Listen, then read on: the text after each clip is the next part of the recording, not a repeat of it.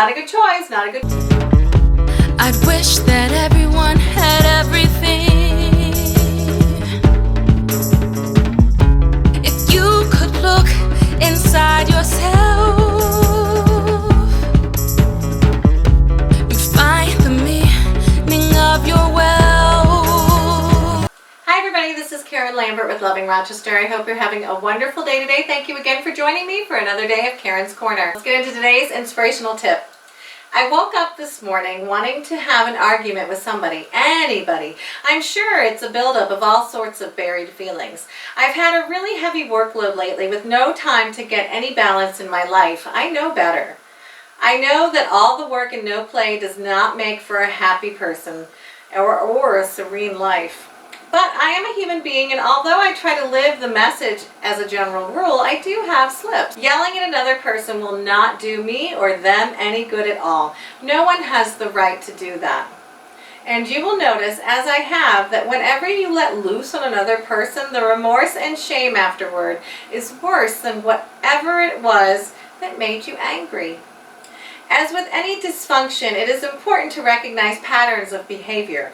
I know that when I take on a heavy workload, I tend to get sloppy with my eating habits. For instance, I'll start drinking real coffee in the morning because I convince myself that I need the buzz. Caffeine is the worst thing I can do for my personal body chemistry. As a mature adult, I realize that it is my responsibility to take good care of myself, and that involves knowing the effect that food or stress has on me. Knowing caffeine affects me badly should be sufficient to keep me from ingesting it. What a true poison it is to my body. Alas, knowing and doing are two different things. Alas, knowing what is good for us and doing what is good for us is two different things. By taking the first sip of real coffee, I must accept the responsibility for my behavior. As I write this, it is very clear the mature thing to do would be to put the coffee down and grow up. Part of growing up is recognizing your behavior patterns. This is the first step in getting well. If you find yourself going through the same old thing again, start looking at why you keep creating the same behavior pattern. I will recognize the part I am playing in creating mood swings, and I will make a sincere effort to avoid those things that upset me. And I will make a sincere effort to avoid the things that upset my delicate balance. If I am working too hard, I will find time in my schedule to rest and take time out, and not resort to sugary foods that will make me edgy and irritable. Most of all, I will accept the responsibility for my moods if indeed I did create them, and I will not put the blame on those I love the most. I know I can relate to this one, and maybe you can relate to it too. My body is very sensitive to foods, and here I am now. I am heavier than I think I've ever been in my life, except maybe when I was pregnant.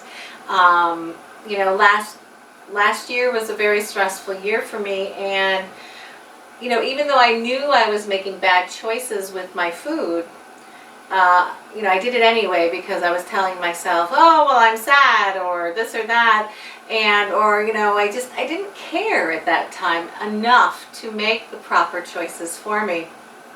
I stopped exercising, I wasn't eating well, and now I'm paying for it. The ramifications are here. So recently, I thank God I've gotten back into exercising because I need to exercise. I need to exercise, and there's certain foods that are like poison to my body, and I need to pay attention to those things. Because if I don't, I'm going to suffer some sort of consequence, whether it's extra fat on my body. Now, Suzanne doesn't like her coffee, and I know I've heard that coffee is bad for you, but I just love coffee, so I'm sorry, I'm not giving up coffee. But that's to each person. Some people can't handle coffee, some people can. Maybe I shouldn't be doing it, but that is one vice I love. So ask yourself and think, what am I doing to jeopardize my health and my happiness? Am I eating like I should? Am I smoking? Am I drinking too much? All these things are things that are going to hurt us in the long run, and that we shouldn't be doing. We should be treating our body as a temple, like they say. I've recently started going to the gym again. I used to go to the gym quite a bit. And I love going to the gym. I love exercising. It's always kind of hard to get back into it when you haven't gone in a while. But thankfully now I'm on my 3rd week of getting back into it, and so far so good. So hopefully, you know, things will continue and I will keep making the right choices, because we have to think, you know, it's more than just that moment of satisfaction where you're eating, you know, candy or chocolate. Like, chocolate's one of my biggest downfalls. I love chocolate. You know, so, but when you sit there and you eat too much chocolate, like my body can't handle sugar. I can't handle sugar and I can't handle carbs. So but those are things that, you know, we crave, that I want, and yet when I do, you know, I end up with extra baggage. So, you know, I don't want the extra baggage, so I gotta stop eating those things like pizza. God forbid, you know, stay away pizza, I don't want you, you know, but part of me thinks I do until I have it, and then I end result, you know, where my clothes don't fit and I have to go buy all new clothes, and that's a horrible experience. When your clothes don't fit, that's an awful experience. Spring's coming. I don't want to have all this extra baggage on me when summer comes or spring comes. I want to be able to wear clothes and actually feel good about myself. So, you know, definitely I have to make the wiser choices. I mean, if I only would have stayed making those wise choices, making those choices that I know are important and good for my body, ones that my body can handle, then I wouldn't be in this predicament that I'm in. So think in your life how you are sabotaging yourself. I sabotaged myself last year. You know, I can say I blame it on, you know, my father dying, which, is that a good excuse? Probably not. But I was emotionally eating. So, you know, here I am. Now I'm like, okay, I got to do something about this. Be active, be physically. I used to dance quite a bit. I haven't gone dancing in a long time. That's another activity. I used to go hiking all the time. Find things that you can do. You know, if you are, let's say food's your problem, or you're not exercising, find things that you can do that are fun for you. Find things that you will enjoy doing, and that way you will get more health and happiness in your life. Being physically fit, whether, you know, you don't have to be a perfect size, whatever. You just have to be active to keep that heart muscle strong, to keep your lungs producing, you know, proper oxygen amounts. And it's amazing what healthy activity will do for you, along with healthy food options. You know, stay away from those sodas. Those sodas are so bad for you. I really try not to buy any sodas. We are a water and coffee house.